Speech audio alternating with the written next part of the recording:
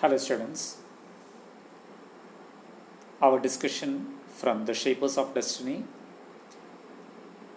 have taken us to the Old English period. In our previous session, our discussion was on phase 1 in the Old English period, the first point, the birth of the English race. Today, let me take you to an understanding about what is known as the Heptarchy. That is the first point for today. And then the second point, the coming of Christianity in Britain. Heptarchy. The word hepta, സപ്ത എന്ന സംസ്കൃതത്തിലും നമ്മൾ ഉപയോഗിക്കാറുണ്ട്. It means 7. The Anglo-Saxon kingdoms, basically they fell into 3 tribes, the Jutes, the Angles and the Saxons. Among them, they established 7 kingdoms. നേരത്തെ നമ്മൾ പറഞ്ഞു ജ്യൂട്ട്സ് വന്ന് ആദ്യം അവർ settle ചെയ്തത് കെൻറ്റിലാണ്. ദെൻ ആംഗിൾസിൻ്റെ സിറ്റീസായിട്ട് we had already mention Northumbria, Mercia and East Anglia. Then we have the Saxons. അവരുടെ പ്രധാനപ്പെട്ട രാജ്യങ്ങൾ അല്ലെങ്കിൽ cities Essex, Wessex and Sussex. So from AD 600 to around AD 900, we have this particular type of rule in England known as the Heptarchy. The 7 kingdoms dividing authority and power among them.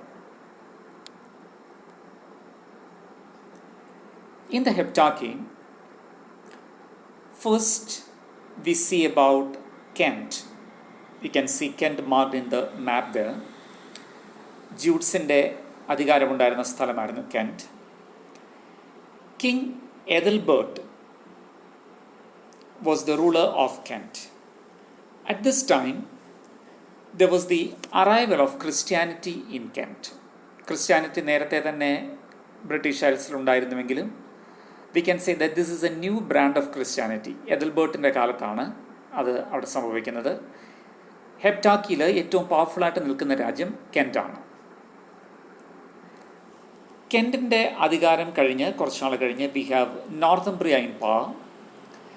Through out the 7th century നോർത്തംബ്രിയ ആയിരുന്നു control. നോർത്തംബ്രിയയിലെ പ്രധാനപ്പെട്ട രാജാക്കന്മാർ എഥൽഫർത്ത്, Edwin, ഓസ്വേൾഡ് and ഓസ്വി. ഈ സമയത്താണ് V have A particular event in the Christian Church of England known as the Synod of Whitby. ഇത് നോർത്തംബ്രിയ powerful ആയിരുന്ന സമയത്ത് അവിടുത്തെ രാജാവിൻ്റെ ചുമതലയിൽ നടന്നൊരു കാര്യമാണ്.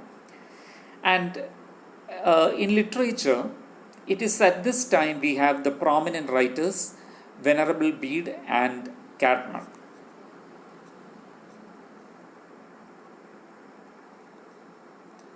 പിന്നീട് അധികാരത്തിൽ വരുന്ന it is the third kingdom to be powerful, Mercia. Mercia also was a Christian country. King Ethelbert, ഇവിടുത്തെയും ഒരു രാജാവിൻ്റെ പേര് എഥൽബർട്ട് എന്നാണ്. And then we have another king Offa. Offa വളരെ ഒരു ക്രൂരനായ ഒത്തിരി കോൺഗ്രസ് ഒക്കെ നടത്തുന്ന ഒരു രാജാവായിരുന്നു. He's known as the ruthless warrior and his period is marked as Offa's Dyke. വളരെ ക്രൂരമായ ഒരു കാലഘട്ടമായിരുന്നു. After that we have Wessex and King Egbert. ഈ സമയത്ത് വെസെക്സ് അധികാരത്തിലേക്ക് വരുമ്പോൾ ഈ ഹെപ്റ്റാർക്കിയിലെ ഓരോ രാജ്യങ്ങൾ ഓരോ സമയത്ത് അധികാരത്തിലേക്ക് വരികയാണ്. ആദ്യം കെൻറ്റ് വന്നു, പിന്നീട് നോർത്തംബ്രിയ വന്നു, അതിനുശേഷം മെർസിയ ആൻഡ് ഫൈനലി 4ാമത്തെ രാജ്യമായ വെസെക്സ് അധികാരത്തിലേക്ക് വരികയാണ്. അപ്പോൾ സ്വാഭാവികമായും ഇതിൻ്റെ അർത്ഥം ഈ 7 രാജ്യങ്ങൾ തമ്മിൽ അധികാരത്തിന് വേണ്ടിയുള്ള പിടിവലിയുണ്ട്. പക്ഷേ when Wessex came to power, ആ സമയത്ത് ഡെയിൻസ് ഒരു കോമൺ എനിമിയായിട്ട് ഇവർക്ക് എതിരെ വരുന്നു. ഡെയിനിഷ് ഇൻവേഷൻസ് ഈ സമയത്താണ് നടക്കുന്നത്. അപ്പോഴേക്കും ഈ ഹെപ്റ്റാർക്കി രാജ്യങ്ങൾ അവരെ ഒന്നിച്ച് നിൽക്കേണ്ട ഒരു ആവശ്യമുണ്ട്. വെസെക്സിൻ്റെ നേതൃത്വത്തിൽ ഈ ഹെപ്റ്റാർക്കി രാജ്യങ്ങൾ ഒന്നിച്ച് നിൽക്കുന്നു. ആൻഡ് വെസെക്സിൻ്റെ നേതൃത്വത്തിൽ in AD 836 there's the Battle of Hengest Down where Danes were crushed. And King Alfred of Wessex വളരെ പവർഫുൾ ആയിട്ടുള്ള ഒരു രാജാവാണ്. The final defeat of the Danes happened at the time of King Alfred. And King Alfredൻ്റെ ചുമതലയിൽ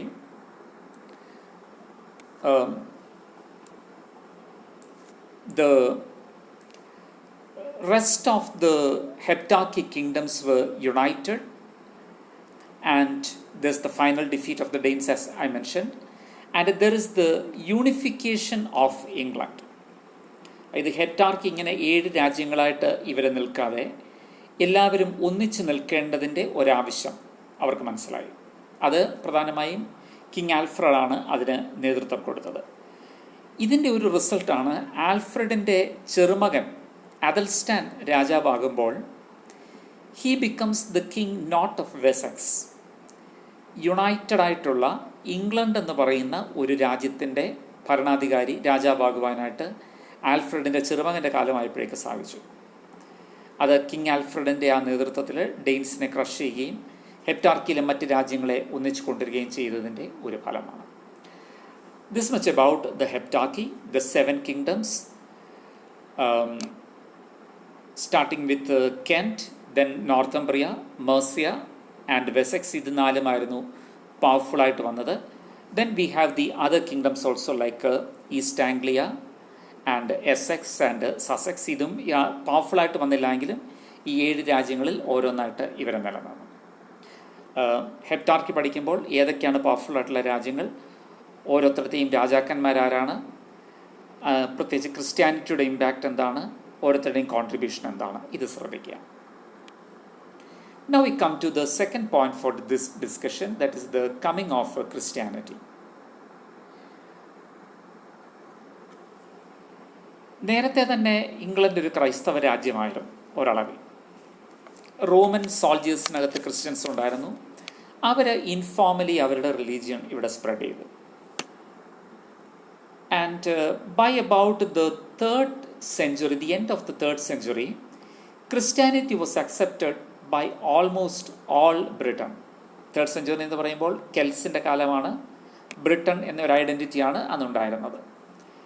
and there were even saints എന്ന് പറഞ്ഞാൽ ഇവർ martyrs ആയവരാണ്.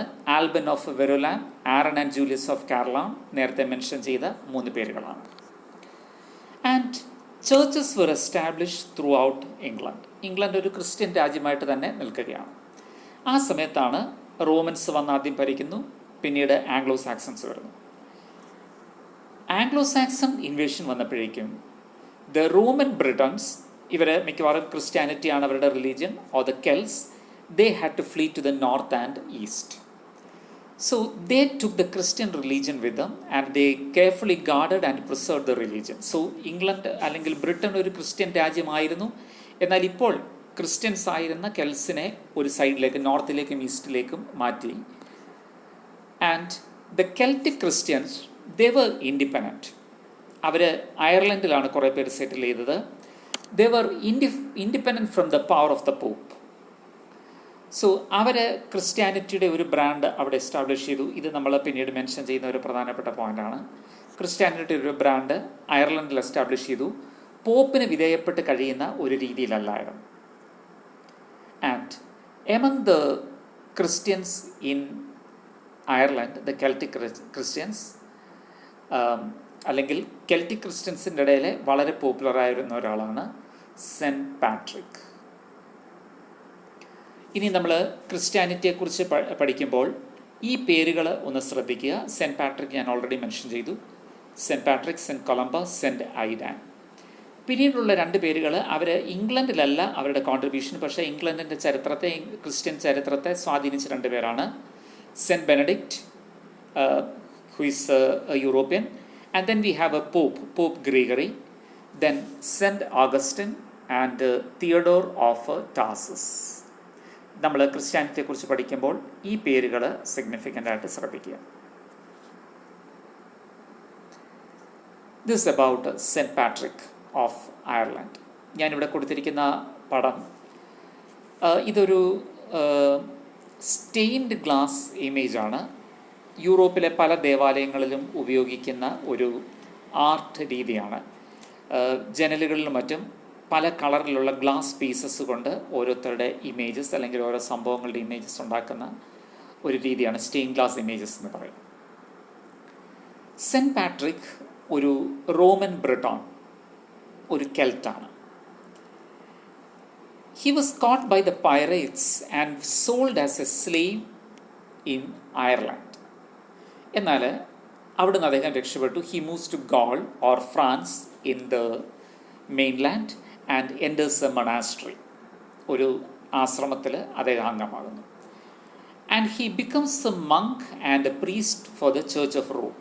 പോപ്പിൻ്റെ കീഴിൽ അദ്ദേഹം ഒരു മങ്ക്, ഒരു സന്യാസി, അതേസമയത്ത് തന്നെ ഒരു പുരോഹിതനുമായിട്ട് തീരുന്നു. So he had a passion for Ireland in his heart. So he returns to Ireland and he established a monarchy in Armagh and he becomes a bishop for the rest of his life. ഇദ്ദേഹം ഒരു bishop എന്ന നിലയ്ക്ക് അല്ലെങ്കിൽ ഒരു Christian leader എന്ന നിലയ്ക്ക് Christianity spread ചെയ്യുക മാത്രമല്ലായിരുന്നു. He encourage the Irish people to learn Latin language and literature. Religious view ആയിരുന്നുവെങ്കിലും അത് ലിറ്ററേച്ചറിൻ്റെ ഡെവലപ്മെൻറ്റിനെ ഒത്തിരി കോൺട്രിബ്യൂട്ട് ചെയ്തു.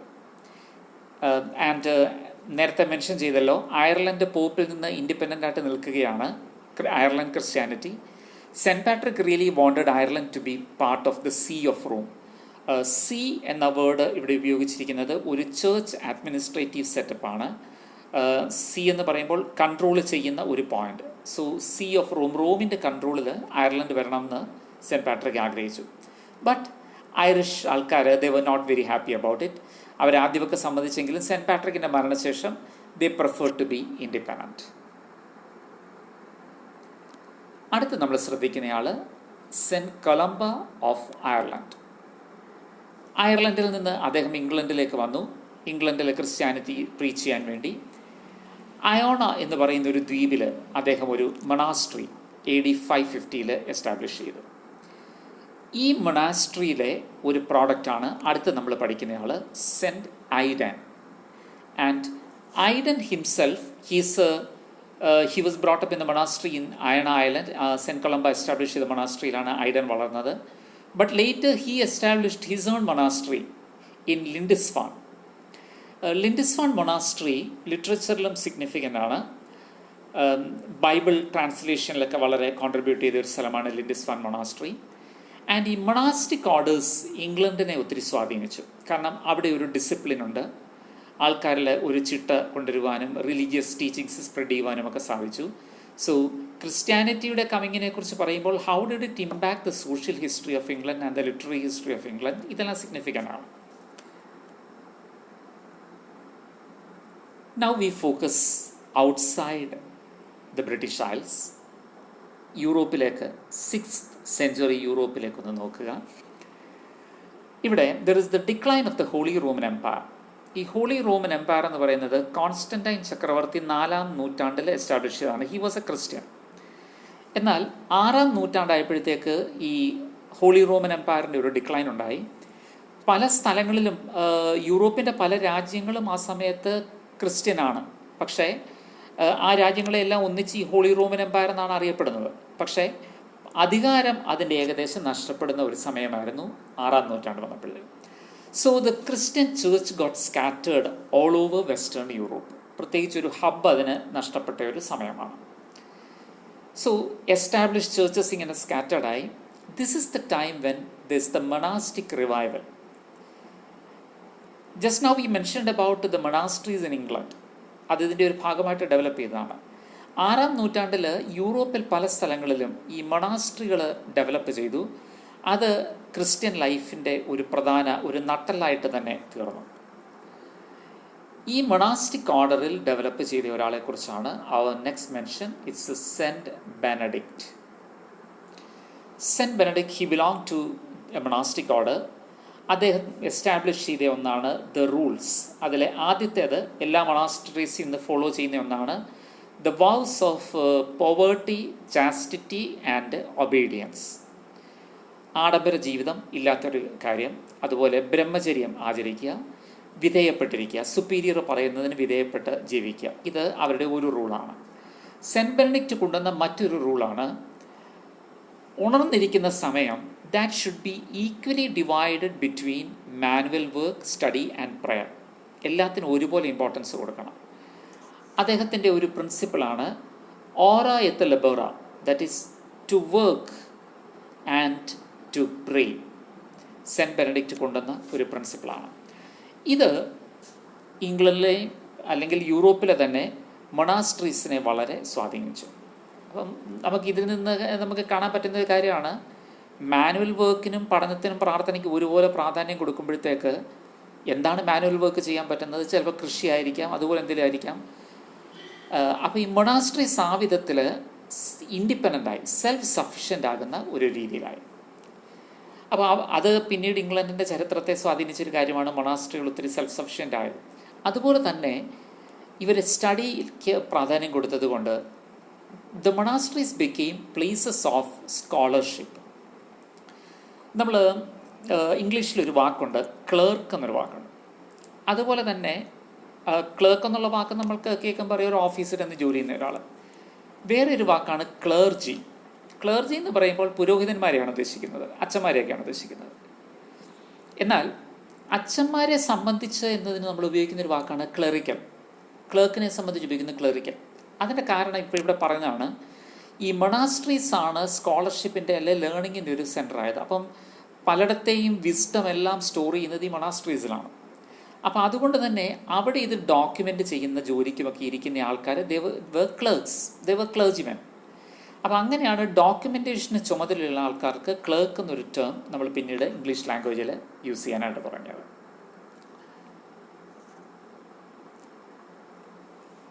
വീണ്ടും നമ്മൾ യൂറോപ്പിലെ മറ്റൊരാളെയാണ് കാണുന്നത്, പോപ്പ് ഗ്രിഗറി ദ ഗ്രേറ്റ്. നേരത്തെ പറഞ്ഞല്ലോ ഈ ഹോളി റോമൻ എംപയർ ഡിക്ലൈൻ ചെയ്തു. അപ്പോൾ ഹോളി റോമൻ എംപയർ എന്ന് പറയുമ്പോൾ ഒരു ചക്രവർത്തിയുടെ കീഴിലാണ്, ഒരു റോമൻ എംപററിൻ്റെ കീഴിലാണ്. അതിൻ്റെ ഡിക്ലൈൻ ഉണ്ടായി. റോം ഭരിക്കാനായിട്ട് ആരുമില്ലാതെയായി. റോമിനെ കോൺകർ ചെയ്യുന്ന ഒത്തിരി പല സ്ഥലത്തു നിന്നുള്ള കോൺഗ്രസ് വന്നു. നമ്മൾ നേരത്തെ പഠിച്ചല്ലോ, യൂറോപ്പിൽ നിന്ന് തന്നെ റോമിനെ കോൺകർ ചെയ്യാൻ ആൾക്കാരെ പോയത്. എന്നാൽ അങ്ങനെ ഒരു എംപയർ നഷ്ടപ്പെട്ടപ്പോൾ, അത് എംപയർ എന്ന് പറയുന്നത് ഒരു ക്രിസ്ത്യൻ എംപയറാണ്, അതിൻ്റെ ചക്രവർത്തി അധികാരമില്ലാതെയാകുന്നു. That contributed to the development of papacy. Pope എന്നുള്ള ആ ഒരു സ്ഥാനം ക്രമേണ ചേർച്ചിൻ്റെ റിലീജിയസ് അല്ലെങ്കിൽ സ്പിരിച്വൽ ഹെഡ് മാത്രമല്ല, ചേർച്ചിൻ്റെ ഒരു അഡ്മിനിസ്ട്രേറ്റീവ് സെക്യുലർ ഹെഡ് ആകുന്ന സിറ്റുവേഷൻ ഉണ്ടായി. ചേർച്ച് എന്ന് പറയുമ്പോൾ ചേർച്ചിൻ്റെ കീഴിൽ വരുന്ന രാജ്യങ്ങളുടെ മേലും ഒരു അതോറിറ്റി. ഇങ്ങനെ papacy, the system of having popes in the Catholic church, that became powerful. ഇതിൻ്റെ ഒരു തുടക്കം നമ്മൾ കാണുന്നത് that is with Pope Gregory the Great. He is a member of the noble Roman family. അദ്ദേഹം യൗവനത്തിൽ തന്നെ അദ്ദേഹത്തിൻ്റെ സ്വത്തുക്കളൊക്കെ വേണ്ടാന്ന് വെച്ചു, റിലീജിയസ് ഓർഡേഴ്സ് സ്വീകരിച്ചു. അദ്ദേഹത്തിൻ്റെ ഭവനം തന്നെ ഒരു മൊണാസ്ട്രി ആയിട്ട് മാറ്റി, the monastery of Saint Andrews. He practice the ideals of Saint Benedict. Saint ബെനഡിക്റ്റിൻ്റെ rules, poverty, chastity and obedience, ഓറ എറ്റ് ലേബറ, ഈ റൂൾസ് എല്ലാം ഫോളോ ചെയ്ത ഒരാളാണ് പോപ്പ് ഗ്രിഗറി. അദ്ദേഹം ഒരു പോപ്പ് ആകുന്നതിന് മുമ്പ് once he visited a slave market in Rome. അപ്പോൾ അവിടെ ചെന്നപ്പോൾ അദ്ദേഹം കണ്ടൊരു കാഴ്ച, വളരെ സ്റ്റേഡി ആയിട്ടുള്ള കുറേ സ്ലേവ്സിനെ അവിടെ വിൽക്കാനായിട്ടുണ്ട്. അദ്ദേഹം അവരെക്കുറിച്ച് അന്വേഷിച്ചപ്പോൾ യൂറോപ്പിൻ്റെ അങ്ങേയറ്റത്തുള്ള ഒരു ഐലൻഡ്, അവിടെയുള്ള ആംഗിൾസ് എന്ന് പറയുന്ന ഗ്രൂപ്പിൽ നിന്നാണ് ഇവരെ പിടിച്ചുകൊണ്ട് വന്നിരിക്കുന്നത്. ആംഗ്ലോ സാക്സൺസിലെ സ്ലേവ്സാണ്. അപ്പോൾ ഇദ്ദേഹത്തിന് മനസ്സിൽ വലിയൊരു ആഗ്രഹം, ആ സ്ഥലത്ത് ക്രിസ്ത്യാനിറ്റി എത്തിക്കണം. അപ്പോൾ അവിടെ ക്രിസ്ത്യാനിറ്റി ഉണ്ടെന്നൊന്നും ഇദ്ദേഹത്തിന് അറിയത്തില്ല, അല്ലെങ്കിൽ ക്രിസ്ത്യാനിറ്റി ആംഗിൾസിൻ്റെ ഇടയിലില്ല. So he wanted to bring Christianity to Angle land. ഇത് സാധിക്കുന്നത് അദ്ദേഹം പോപ്പായി കഴിഞ്ഞിട്ടാണ്. അതിന് ഇൻസ്ട്രുമെൻ്റലാകുന്ന ആള് that is Saint Augustine. Pope Gregory Saint അഗസ്റ്റിനെ ചുമതലപ്പെടുത്തി AD 597. അതായത് 6-ാം നൂറ്റാണ്ടിൻ്റെ ലാസ്റ്റ് ഭാഗമാണ്. So Augustine heads a group of 40 missionaries. Pope ഗ്രിഗറിയാണ് അവരെ അയച്ചത്. They reach England. ഇംഗ്ലണ്ടിൽ അവർ വരുന്നത് കെൻ്റ് എന്ന് പറയുന്ന രാജ്യത്താണ്. അവിടെ വരാനായിട്ടൊരു പ്രത്യേക കാരണമുണ്ട്. അപ്പം നേരത്തെ പറഞ്ഞാൽ ഈ ഹോളി റോമൻ എംപയറിൻ്റെ കീഴിൽ പല രാജ്യങ്ങളും ക്രിസ്ത്യനാണ്. അപ്പോൾ ഫ്രാൻസ് ഒരു ക്രിസ്ത്യൻ രാജ്യമാണ്.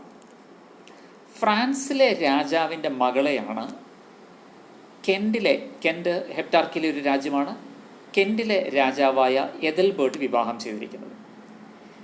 ഈ യുവതി ബെർത്ത എന്നാണ് അവരുടെ പേര്. She was a Christian. അപ്പോൾ അവർ ഒരു ക്രിസ്ത്യനായിട്ട് ഇവിടേക്ക് വന്നു.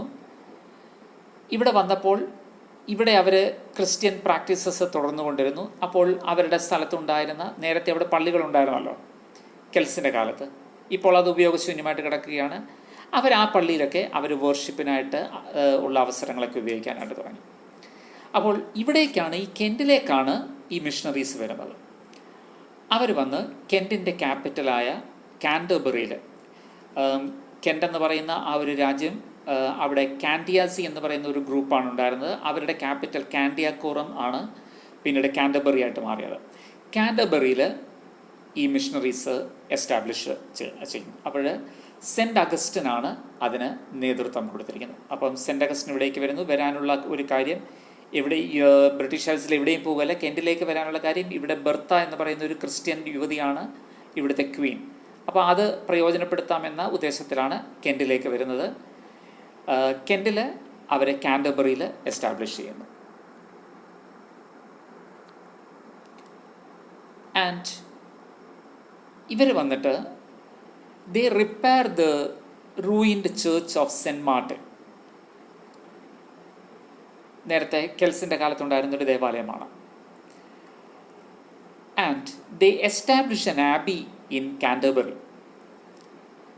ആബി എന്ന് പറയുന്നത് മൊണാസ്ട്രിയുടെ വേറെ ഒരു രൂപമാണ്, സന്യാസ സമൂഹങ്ങൾ താമസിക്കുന്ന ഒരു സ്ഥലമാണ്. അപ്പോൾ ഇവരുടെ സ്വാധീനം കൊണ്ട്, അതുപോലെ ബെർത്തായുടെ സ്വാധീനം കൊണ്ട്, the king and the whole of Kent become Christian. അപ്പോൾ ഇവിടെ ഒരു ക്രിസ്ത്യൻ രാജ്യമാകുന്നു എന്ന് മനസ്സിലാക്കിക്കൊണ്ട് പോപ്പ് അഗസ്റ്റിനെ ഒരു ആർച്ച് ബിഷപ്പ് എന്ന സ്ഥാനം കൊടുക്കുന്നു. കാൻറ്റർബറിയാണ് ഇവരുടെ ഹെഡ് ക്വാർട്ടേഴ്സ്. അങ്ങനെ Augustine becomes the archbishop of Canterbury. 2021 CMS കോളേജിൽ ഈ പേപ്പർ പഠിക്കുന്ന, ഈ കോഴ്സ് പഠിക്കുന്ന students, you will remember last year we had A visit of the archbishop of Canterbury. അദ്ദേഹം ശരിക്കും ഈ കഴിഞ്ഞ വർഷം വന്ന മോസ്റ്റ് റെവറൻഡ് ജസ്റ്റിൻ വെൽബി, അദ്ദേഹം താമസിക്കുന്ന ഇംഗ്ലണ്ടിലാണ്. പക്ഷേ even now he is known as the archbishop of Canterbury. അതിൻ്റെ കാരണം കാൻറ്റർബറിയിലാണ് ക്രിസ്ത്യാനിറ്റി ഇംഗ്ലണ്ടിൽ ആദ്യം ഉണ്ടാകുന്നത്. കാൻറ്റർബറിയിലാണ് ആർച്ച് ബിഷപ്പിൻ്റെ സ്ഥാനം പോപ്പ് ആദ്യമായിട്ട് എസ്റ്റാബ്ലിഷ് ചെയ്യുന്നത്. So archbishop of Canterbury English ചേർച്ചിൻ്റെയും ഇംഗ്ലണ്ട് എന്ന നേഷൻ്റെയും വളരെ പവർഫുള്ളായിട്ടുള്ള, വളരെ അധികാരങ്ങളുള്ള, വളരെ റെസ്പോൺസിബിലിറ്റി ഉള്ള ഒരു പൊസിഷനാണ്. So Augustine becomes the first archbishop of Canterbury. ഇത് കെൻറ്റ് ഹെപ്റ്റാർക്കിയിൽ പവർഫുൾ ആയിരുന്ന കാലം. Now we move to Northumbria, which becomes the next powerful kingdom in the heptarchy. നോർത്തംബ്രിയയിലെ രാജാവ് ഇറ്റ്സ് കിങ് എഡ്വിൻ. അദ്ദേഹത്തിൻ്റെ wife Ethelburga was the daughter of the king of Kent, Ethelbert. So Ethelburga naturally ഒരു Christian ആണല്ലോ. Ethelburga വിവാഹം കഴിഞ്ഞ് നോർത്തംബ്രിയയിലേക്ക് വന്നപ്പോൾ she brought with him Paulinus, a Roman Munk. Cent Augustine വന്നപ്പോൾ 40 സന്യാസിമാർ അദ്ദേഹത്തിൻ്റെ കൂടെ ഉണ്ടായിരുന്നു. അപ്പം എഥൽബർഗ തൻ്റെ ഒരു ടീച്ചറായിട്ട് കൺസിഡർ ചെയ്ത ഒരാൾ, അതുപോലെ ഇവിടെയും ക്രിസ്ത്യാനിറ്റി കൊണ്ടുവരാൻ ഉള്ള ക്രമീകരണങ്ങൾ ചെയ്യാൻ പറ്റുന്ന ഒരാളെന്ന നിലയ്ക്ക് പൗലീനിയസിനെ നോർത്തംബ്രിയയിലേക്ക് കൊണ്ടുവന്നു. And very soon Northumbria becomes a Christian country.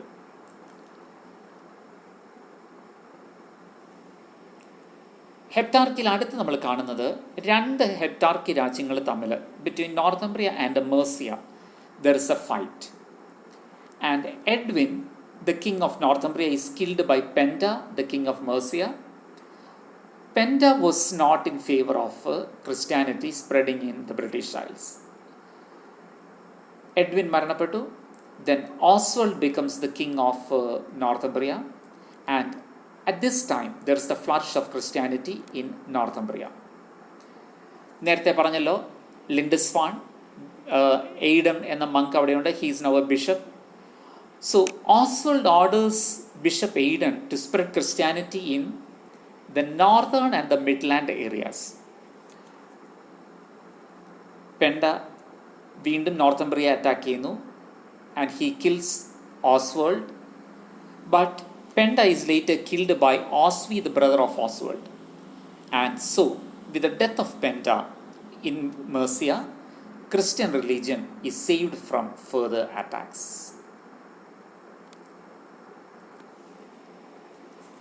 ഹെപ്റ്റാർക്കിൽ mention ചെയ്തൊരു കാര്യമാണല്ലോ synod of വിറ്റ്ബി.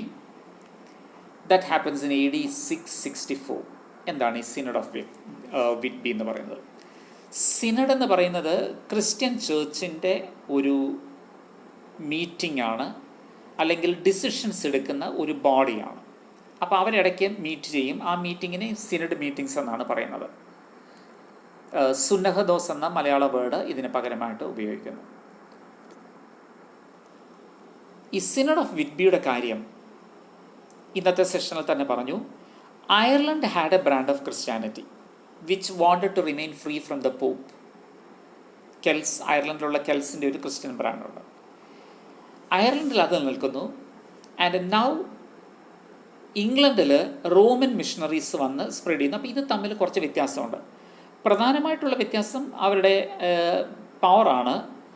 Roman missionaries they establish that the pope should be the most powerful person in Christianity. പോപ്പിൻ്റെ കീഴിലായിരിക്കുന്ന അധികാരം മുഴുവൻ. അപ്പോൾ ഇത് ഇംഗ്ലണ്ടിലൊരു പ്രശ്നമായി, ഈ രണ്ട് ഗ്രൂപ്പുകൾ തമ്മിൽ. കെൽസിൻ്റെ ഇടയിൽ നല്ല ഒരു ക്രിസ്ത്യൻ വർക്ക് നടക്കുന്നുണ്ട്. അവിടെ ലീഡ് ചെയ്യുന്ന ആൾക്കാർ ഇൻഡിപെൻഡൻ്റ് ആയിട്ട് നിൽക്കുന്നു. ഇംഗ്ലണ്ടിലുള്ളവർ അവർ റോമിന് കീഴിൽ നിൽക്കാനായിട്ട് ആഗ്രഹിക്കുന്നു.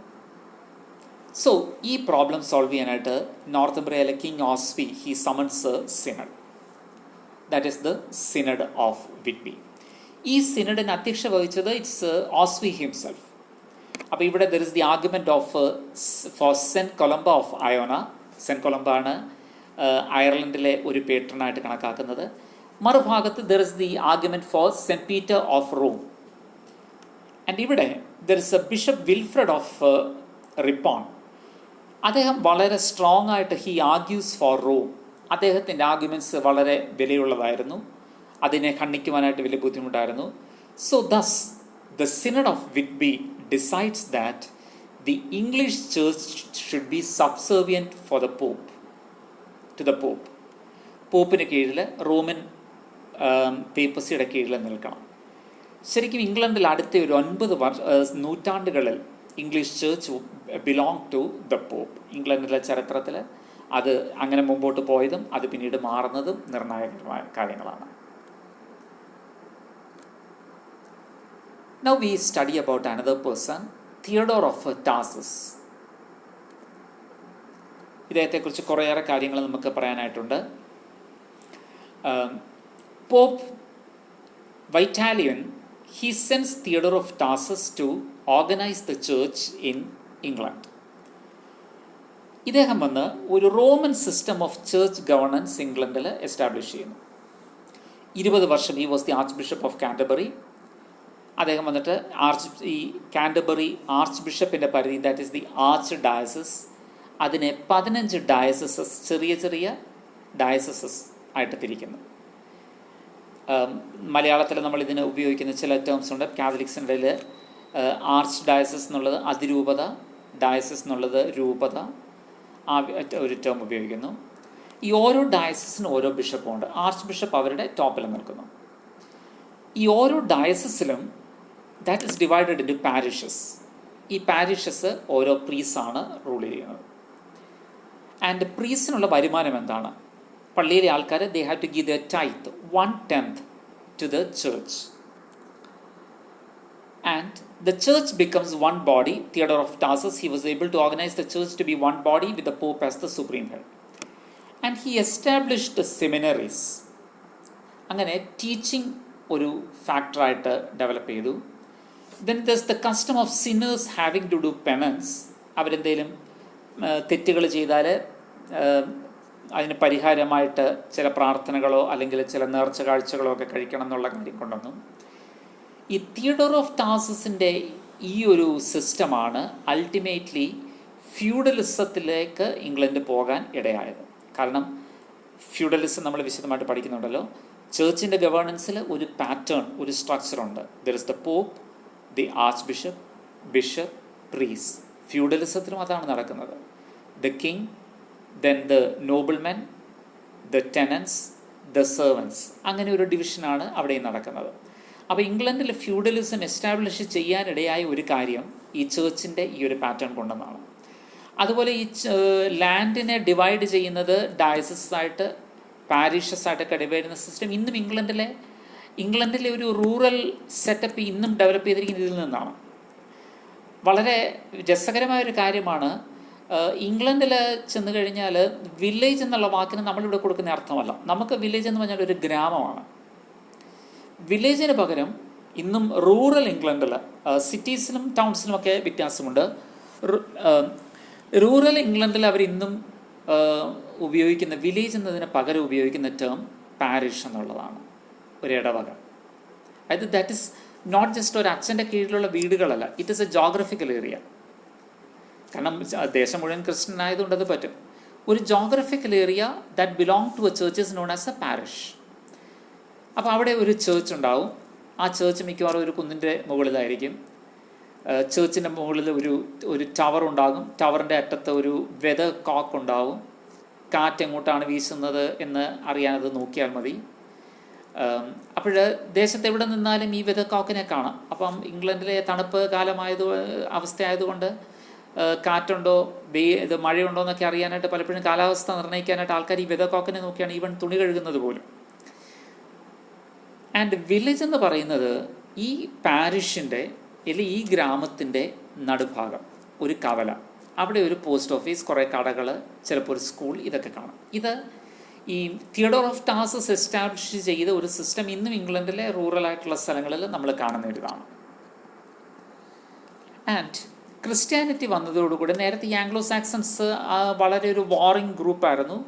There is the peace established in the land and there is also sort of a refined culture that came across England. And Christianity fostered art and literature. Venerable ബീഡിൻ്റെ കാലം ഇതാണ്. നേരത്തെ നമ്മൾ കാഡ്മൻ്റെ കാര്യം പറഞ്ഞു. പക്ഷേ ഒരു ക്രിസ്ത്യൻ ലിറ്ററേച്ചർ നമ്മൾ കാണുന്നത് വെനറബിൾ ബീഡിലാണ്. അത് ചേർച്ചിൻ്റെ ഒരു കോൺട്രിബ്യൂഷനായിട്ട് നമുക്ക് കാണാം. ആൻഡ് AD 927 ഇന്ന് നേരത്തെ പറഞ്ഞൊരു കാര്യമാണ് ക്രൗണിങ് ഓഫ് അദൽസ്റ്റാൻ. കിങ് ആൽഫ്രഡിൻ്റെ ചെറുമകനാണ് അദൽസ്റ്റാൻ. അദൽസ്റ്റാൻ നേരത്തെ തന്നെ രാജാവായിരുന്നു. പക്ഷേ AD 927 അദ്ദേഹത്തെ ഇംഗ്ലണ്ടിൻ്റെ മുഴുവൻ ഹെപ്റ്റാർക്കി ഇല്ലാതെയായി. എല്ലാ ആംഗ്ലോ സാക്സൺ രാജ്യങ്ങളും ഒന്നിച്ചു വന്ന് ഇംഗ്ലണ്ട് എന്നൊരു ഐഡൻറ്റിറ്റി ഉണ്ടാകുന്നു. ഇംഗ്ലണ്ടിൻ്റെ രാജാവായിട്ട് അദൽസ്റ്റാൻ ക്രൗൺ ചെയ്യപ്പെടുന്നു. And this coronation was officiated by the archbishop of Canterbury. ഇന്നും ഇംഗ്ലണ്ടിൽ ഫോളോ ചെയ്യുന്ന ഒരു ട്രഡീഷനാണ്. ഇംഗ്ലണ്ടിലെ രാജാവിനെയോ രാജ്ഞിയോ സ്ഥാനത്തേക്ക് കയറ്റുന്നത്, ആ ചടങ്ങിന് നേതൃത്വം കൊടുക്കുന്നത് that is the archbishop of Canterbury. So in this discussion we saw two main points. ഒന്ന്, ഹെപ്റ്റാർക്കി, 7 രാജ്യങ്ങൾ ഏതൊക്കെയാണ്, ഏതൊക്കെ പവർഫുള്ളായി, ആ കാര്യങ്ങൾ കണ്ടു. പിന്നീട് ഇംഗ്ലണ്ടിലെ ക്രിസ്ത്യാനിറ്റി വന്നത്, അത് ഒരു മതം ഇംഗ്ലണ്ടിൽ വന്നു എന്നുള്ളതല്ല, ഇംഗ്ലണ്ടിൻ്റെ ചരിത്രത്തെ സ്വാധീനിച്ച ഒരു കാര്യമാണ്. പിന്നീട് ഇംഗ്ലണ്ടിൻ്റെ ചരിത്രത്തെ ഈ ക്രിസ്ത്യാനിറ്റി വളരെയേറെ ഇൻഫ്ലുവൻസ് ചെയ്യുന്നുണ്ട്. നല്ലതും ചീത്തയുമായിട്ടുള്ള സ്വാധീനങ്ങൾ ഉണ്ടാകുന്നുണ്ട്. Literature, culture, administrative structures, social orders, ഇതെല്ലാം ഇംഗ്ലണ്ടിൽ ഡിറ്റർമിൻ ചെയ്യുന്നത് that is with the advent of Christianity. So this is A mile stone in the history of England. and yet an understanding, a proper understanding of Heptarchy and the development of establishment of Christianity in England will be a foundation for our study ahead. Thank you.